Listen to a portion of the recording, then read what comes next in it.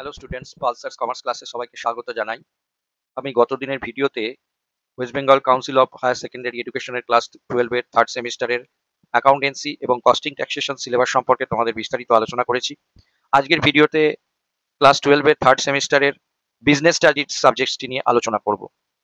Business studies সাবজেক্টে তোমাদের কি কি পড়তে হবে, কটা চ্যাপ্টার আছে, সেই চ্যাপ্টার থেকে কি কি সাবজেক্ট পড়তে হবে, কিরম ধরনের কোয়েশ্চেন আসবে, কত মার্কসে পাস ফেল আছে, প্রত্যেকটি বিষয় তোমাদের ডিটেলস আলোচনা করব। তোমরা ভিডিওটি প্রথম থেকে শেষ অবধি প্রত্যেকেই শুনবে। বিজনেস স্টাডিজ সাবজেক্টটি তুলনামূলকভাবে তোমাদের একটু বেশি পড়তে হয়।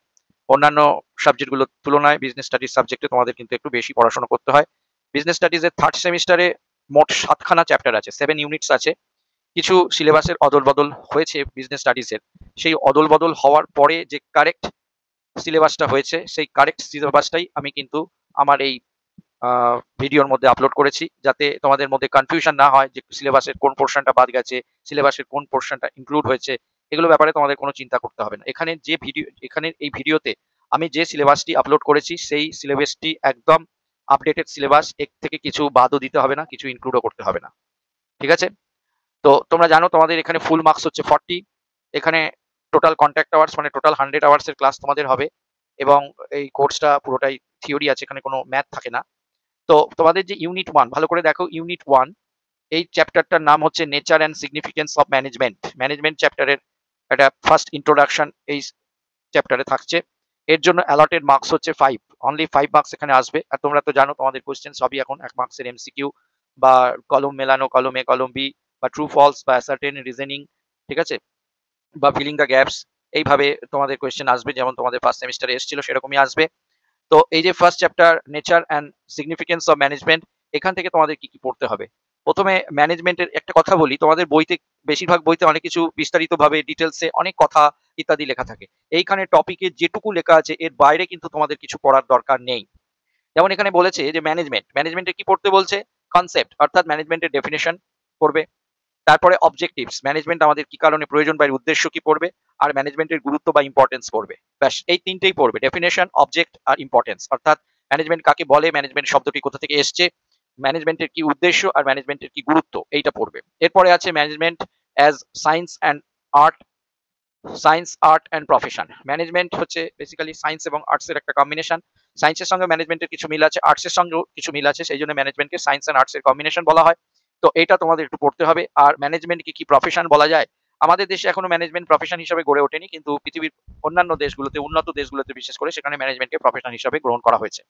এরপরে পড়তে হবে লেভেল অফ ম্যানেজমেন্ট। ম্যানেজমেন্টের 3টে লেভেল আছে, top level management, middle level management আর লোয়ার লেভেল ম্যানেজমেন্ট। এই 3টে লেভেল অফ ম্যানেজমেন্টে কোন কোন পদের লোকেরা থাকে, তাদের পদমর্যাদা কি এবং তাদের ফাংশনটা কি। যেমন টপ লেভেল ম্যানেজমেন্টের ডিরেক্টররা থাকে, সিইও থাকে কোম্পানির, director, CEO, managing director, whole time director, এদের মেন কাজ হচ্ছে প্ল্যানিং করা।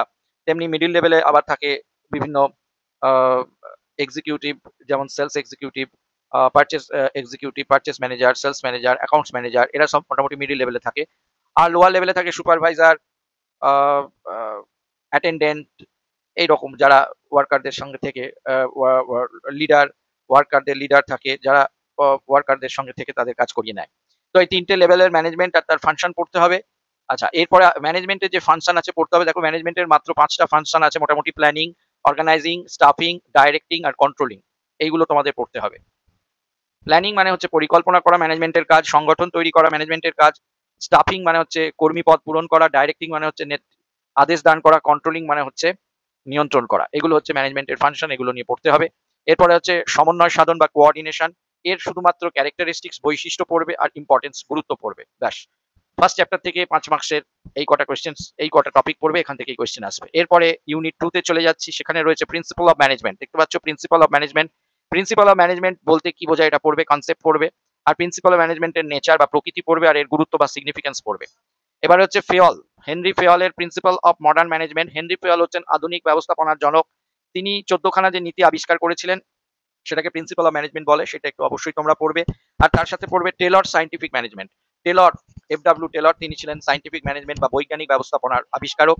তিনি যে প্রিন্সিপাল গুলো বলেছেন এবং টেকনিক্স গুলো বলেছেন সেইগুলো তোমাদের পড়তে হবে, টেলর সায়েন্টিফিক ম্যানেজমেন্ট। ঠিক আছে, এইটার উপরে তোমাদের এই চ্যাপ্টারেও 5 মার্কস অ্যালটেড আছে। এরপরে রয়েছে বিজনেস এনভায়রনমেন্ট, চ্যাপ্টার 3, কারবারি পরিবেশ। বিজনেস এনভায়রনমেন্ট চ্যাপ্টার থেকে তোমাদের পড়তে হবে বিজনেস এনভায়রনমেন্ট বলতে কি বোঝায় আর এর গুরুত্ব বা ইম্পর্টেন্স কি। ঠিক আছে, এরপরে আছে dimension of business environment, business এনভায়রনমেন্টের গতি প্রকৃতি বা পরিবর্তন যেটাকে বলে। এটার মধ্যে দেখো বিজনেস এনভায়রনমেন্ট অনেক ধরনের হয়, তোমাদের পড়তে হবে economic environment, social environment, technological environment, political and legal environment. আর এই কটা বিজনেস এনভায়রনমেন্ট নিয়ে তোমাদের পড়তে হবে।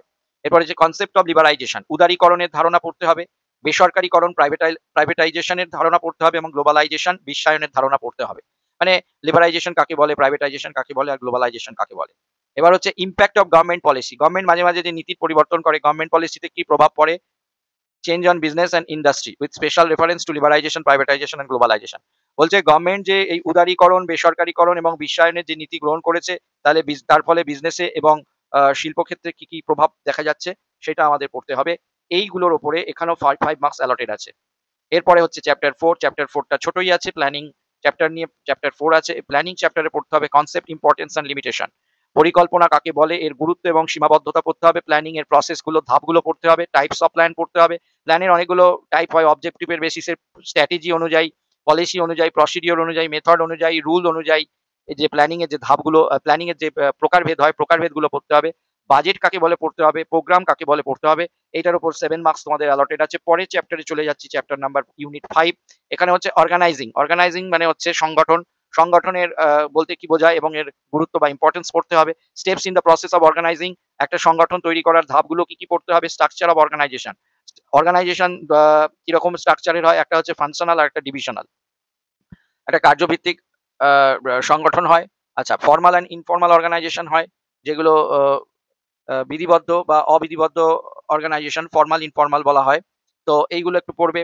ফর্মাল অর্গানাইজেশন আর ইনফর্মাল অর্গানাইজেশন কাকে বলে, এর সুবিধা অসুবিধা আর একটুখানি কিন্তু ডিফারেন্স পড়তে হবে ফর্মাল ইনফর্মাল অর্গানাইজেশনের মধ্যে। এরপরে আছে ডেলিগেশন অফ অথরিটি, কর্তৃত্বের ভার অর্পণ বলতে কি বোঝো, এলিমেন্টস, এর কি কি উপাদান নির্বাচন করে কর্তৃত্বের ভার অর্পণ করা উচিত এবং এর ইম্পর্টেন্স বা গুরুত্ব পড়তে হবে। ডিসেন্ট্রালাইজেশনের পরে পড়তে হবে বিকেন্দ্রীকরণ, বিকেন্দ্রীকরণের ধারণা এবং বিকেন্দ্রীকরণের গুরুত্ব, এইটুকুর বেশি আর কিছু পড়ার দরকার নেই। এইখানে অ্যালটেড মার্কস আছে 8। এরপরের চ্যাপ্টার হচ্ছে মার্কেটিং ম্যানেজমেন্ট। মার্কেটিং ম্যানেজমেন্ট আগে অনেক বড় ছিল, প্রথম যে সিলেবাসটা তোমাদের দেওয়া হয়েছিল পরে কেটে ছোট করে দেওয়া হয়েছে। তো কেটে যেটুকু ছোট করে দেওয়া হয়েছে সেইটুকুই এখানে বলা আছে, এর বাইরে আর কিছু পড়ার দরকার নেই। মার্কেটিং ম্যানেজমেন্ট 1 এটার নাম দেওয়া হয়েছে এখন। মার্কেটিং ম্যানেজমেন্টের মধ্যে মার্কেটিং ম্যানেজমেন্ট কাকে বলে পড়তে হবে, বাজার বিপণন ব্যবস্থাপনা বলতে কি বোঝো, এর ফাংশনস পড়তে হবে, এর কাজ পড়তে হবে। আর মার্কেটিং আর সেলিং এর মধ্যে ডিফারেন্স, এটা পরীক্ষায় আসবেই, খুব ইম্পর্টেন্ট। মার্কেটিং আর সেলিং এর মধ্যে ডিফারেন্স পড়তে হবে। মার্কেটিং ম্যানেজমেন্টের ফিলোসফি পড়তে হবে, মানে মার্কেটিং ম্যানেজমেন্টের সাথে কি কি মনস্তত্ত্ববিদ বা দার্শনিক ধারণা যুক্ত থাকে। এরপর হচ্ছে marketing mix, very important. Marketing mix হচ্ছে 4টে, price, place, promotion, product. Product, price, place, promotion, এই 4টেকে নিয়ে হচ্ছে মার্কেটিং মিক্স। মার্কেটিং মিক্সের ধারণা বা কাকে বলে পড়তে হবে। আচ্ছা, প্রোডাক্টের কনসেপ্ট পড়তে হবে, পণ্য বলতে কি বোঝায়, ব্র্যান্ডিং সম্পর্কে পড়তে হবে, লেবেলিং পড়তে হবে আর প্যাকেজিং পড়তে হবে। এরপর হচ্ছে প্রাইস বা মূল্য নির্ধারণ, মূল্য নির্ধারণের জন্য কি কি বিষয়গুলোকে আমাদের নির্বাচন করতে হয়, ফ্যাক্টর ডিটারমাইনিং প্রাইস, এটা পড়তে হবে। এরপরে পড়তে হবে ফিজিক্যাল ডিস্ট্রিবিউশন, অর্থাৎ পণ্যের বন্টন কিভাবে করা হয়, পণ্য বন্টন বলতে কি বোঝো, চ্যানেল অফ ডিস্ট্রিবিউশন, কি কিভাবে পণ্য বন্টন হতে পারে সারা দেশে, টাইপস, পণ্য বন্টনের টাইপ, কি কিভাবে পণ্য বন্টন হতে পারে, চয়েস অফ চ্যানেল, আমরা যখন সঠিক পণ্য ডিস্ট্রিবিউশনের চ্যানেলটা পছন্দ করব তখন কি কি বিষয় নির্বাচন করে সঠিক পণ্য বন্টন প্রক্রিয়াটা আমরা বেছে নেব, সেটা আমাদের দেখতে হবে। আচ্ছা, সেটা নিয়ে পড়তে হবে, এটার জন্য 5 মার্কস অ্যালটেড আছে, অনলি 5 মার্কস অ্যালটেড আছে। এর পরের চ্যাপ্টার, লাস্ট চ্যাপ্টার, এইটা অ্যাকচুয়ালি আগে সেম 4 এ ছিল, এখন এটা সেম 3 তে নিয়ে আসা হয়েছে। সেটা হচ্ছে consumer protection act. Consumer protection বলতে কি বোঝায়, ক্রেতা সুরক্ষা বলতে কি বোঝো, এর ধারণা পড়তে হবে এবং এর ইম্পর্টেন্স পড়তে হবে।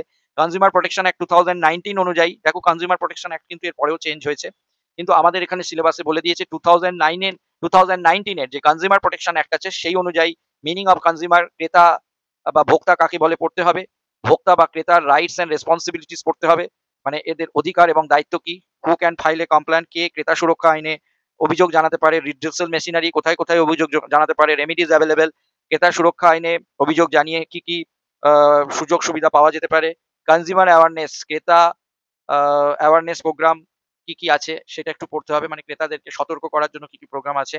আচ্ছা, রোল অফ কনজিউমার অর্গানাইজেশন, বলছে role of consumer organisation and non government organisation, consumer অ্যাওয়ারনেসের জন্য যে সমস্ত কনজিউমার ফোরাম আছে বা গভর্নমেন্ট বা নন গভর্নমেন্ট সংস্থা যেগুলো আছে, এনজিওস যেগুলো আছে, তারা কি ভূমিকা পালন করে, এই ব্যাপারে একটু পড়তে হবে। এইটার উপরে 5 মার্কস অ্যালটেড আছে। এইভাবে ক্লাস 12 এর থার্ড সেমিস্টারে মোট 7খানা চ্যাপ্টার আছে বিজনেস স্টাডিজে এবং টোটাল অ্যালটেড মার্কস হচ্ছে 40। ঠিক আছে, তোমরা বিজনেস স্টাডিজটা খুব ভালো করে পড়বে, এখান থেকে কিন্তু এমসিকিউ কোয়েশ্চেন আসবে। এবং তোমরা জানো যে তোমাদের যে 40 মার্কসের পরীক্ষা থার্ড সেমিস্টারে, তার মধ্যে তোমাকে 40-এর 30% অর্থাৎ 12 মার্কস অবশ্যই পেতে হবে, তাহলেই তোমরা থার্ড সেমিস্টারে পাস করতে পারবে। ঠিক আছে, আজকের ভিডিওটি এখানেই শেষ করলাম। ধন্যবাদ।